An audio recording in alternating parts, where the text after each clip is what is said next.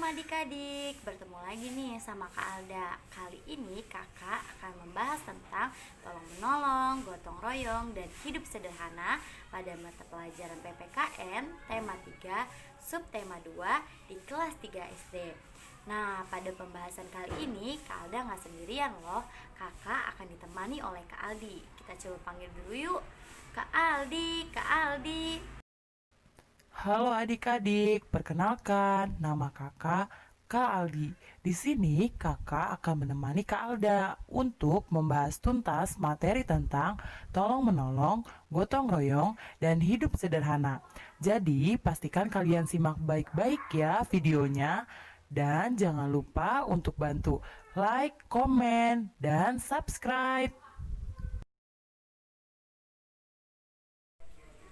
Nah, sebelum kita masuk ke materi, kita simak dulu yuk tujuan dari pembelajaran yang akan dijelaskan oleh Kak Aldi.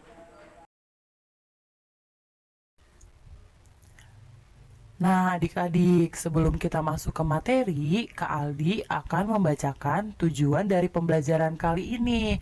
Yang pertama, siswa mampu menyebutkan arti penting tolong-menolong. Yang kedua, siswa mampu menyebutkan arti penting gotong royong. Yang ketiga, siswa mampu menyebutkan arti penting hidup sederhana. Dan yang keempat, siswa mampu mempraktikkan sikap tolong-menolong, gotong royong, dan hidup sederhana di dalam kehidupan sehari-hari.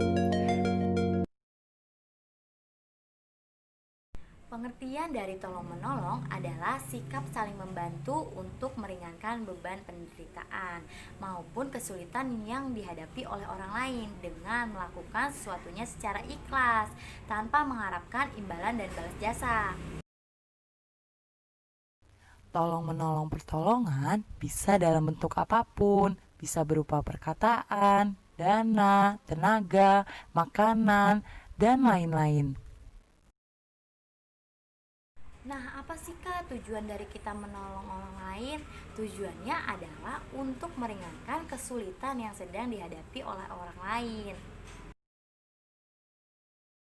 Tata cara menolong orang lain yang pertama yaitu harus dilandasi dengan keikhlasan. Yang kedua yaitu menolong dengan sesuatu yang baik. Yang ketiga dilakukan dengan sikap yang baik. Yang keempat tidak membeda-bedakan orang yang kita tolong. Dan yang kelima yaitu tidak mengungkit-ungkit apa yang sudah kita berikan. Adik-adik, ternyata manfaat dari tolong-menolong itu banyak loh. Misalnya mempererat persaudaraan. Yang kedua yaitu menumbuhkan sikap rukun. Yang ketiga menciptakan rasa damai, tentram, dan nyaman. Yang keempat memiliki banyak teman. Dan masih banyak yang lainnya.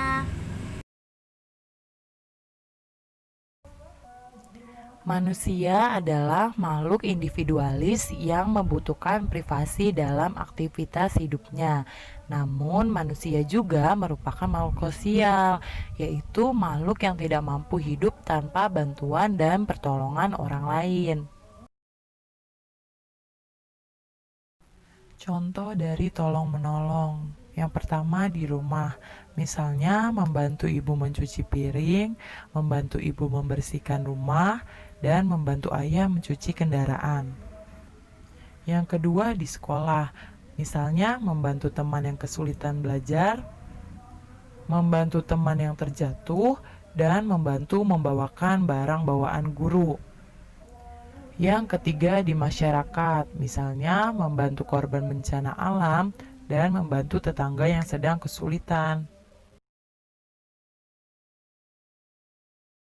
Gotong royong berasal dari bahasa Jawa yaitu gotong dan royong. Gotong artinya mengangkat dan royong artinya bersama.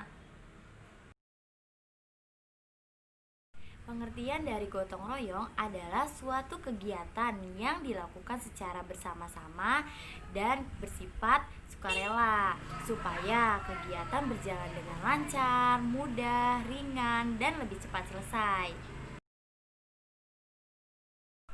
Dan gotong royong juga bisa disebut dengan kerja bakti. Coba Kak Ali tanya, apa sih yang membuat pekerjaan cepat selesai? Ya, betul. Yang pertama, gotong royong. Yang kedua, tolong menolong. Dan yang ketiga, kerjasama. Contoh dari gotong royong. Yang pertama di rumah. Misalnya membersihkan rumah bersama-sama, memperbaiki barang-barang yang rusak bersama-sama, dan bercocok tanam bersama. Yang kedua di sekolah. Misalnya membersihkan kelas bersama-sama, menjaga fasilitas sekolah bersama-sama, dan mematuhi peraturan sekolah bersama-sama. Yang ketiga di lingkungan masyarakat. Misalnya seperti membersihkan jalan, selokan bersama-sama, membangun masjid, sekolah, dan fasilitas umum bersama-sama, dan menanam pohon untuk penghijauan bersama-sama. Hidup sederhana adalah hidup yang sesuai dengan kebutuhan dan tidak berlebihan dalam menggunakan harta. Mengapa sih sikap sederhana sangat penting untuk kita terapkan dalam kehidupan sehari-hari? Karena sikap sederhana mengajarkan kita untuk disiplin, cermat, serta teratur dalam menggunakan uang. Contoh dari hidup sederhana. Yang pertama, tidak berlebihan dalam berpakaian. Yang kedua, tidak memamerkan kekayaan yang dimiliki. Yang ketiga, rajin menabung. Yang keempat, suka berbagi dengan orang lain. Dan yang kelima, belanja sesuai dengan kebutuhan, bukan keinginan. Manfaat yang kita bisa dapatkan ketika hidup sederhana. Yang pertama, memiliki sikap suka berbagi. Yang kedua, akan senantiasa bersyukur. Yang ketiga, lebih mengutamakan kebutuhan daripada keinginan. Yang keempat, hidup apa adanya dan tidak berlebihan. Yang kelima, terhindar dari hutang. Dan yang keenam, memiliki simpanan uang ataupun tabungan. Cukup sekian pembahasan kali ini bersama Kak Alda dan Kak Aldi. Kurang lebihnya mohon maaf. Wassalamualaikum warahmatullahi wabarakatuh.